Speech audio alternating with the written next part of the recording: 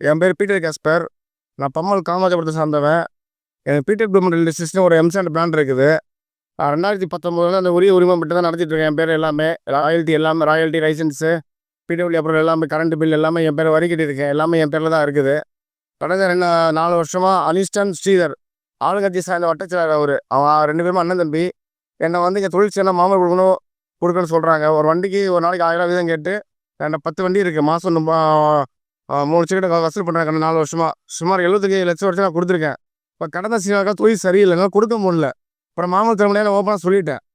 அதுக்கு வந்து வீட்டில் வந்து மிரட்டுறாங்க. என்னங்க எங்கள் அப்பாவே கொலை, இது எங்கள் அப்பா, இது எங்கள் வேலை செய்கிற டிரைவரோட ஒய்ஃபு.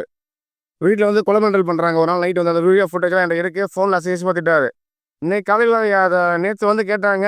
நான் 100க்கு ஃபோன் பண்ணேன். லொக்கேஷன் வந்து கம்ப்ளைண்ட் பண்ணால் கம்ப்ளைண்ட் எடுக்கலை. இன்னைக்கு காலையில் மறுபடியும் பிளான்ட்டை ஏற்றிட்டு இருக்கும்போது நானே எங்கள் அண்ணன் உள்ளே இருந்தோம். வந்து அத்திமீறி நான் அடித்து தாக்குனாங்க. கழுத்தில் அடிச்சிருக்காங்க. நான் ஏஎஸ்ஆர் நம்பர்லாம் வச்சுருக்கேன். லாரி விட்டது எங்கள் ஹஸ்பண்டை பிடிச்சி அடிச்சிருக்காங்க. மூக்கில் குத்தி ஜிஎஸ் அட்மிட் பண்ணி வச்சுருக்கேன். அதுக்கப்புறம் வீட்டுக்கு போய் இவங்க பேர் கம்ப்ளைண்ட் கொடுக்கக்கூடாதுன்னு. அதனால் இப்போ கமிஷன் ஆஃபீஸ்க்கு வந்து புகார் கொடுக்க வந்திருக்கேன்.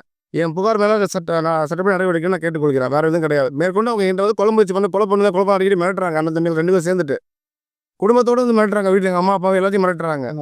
எனக்கு வந்து அவங்ககிட்ட தக்க பாதுகாப்பு வேணும், அவ்வளோதான்.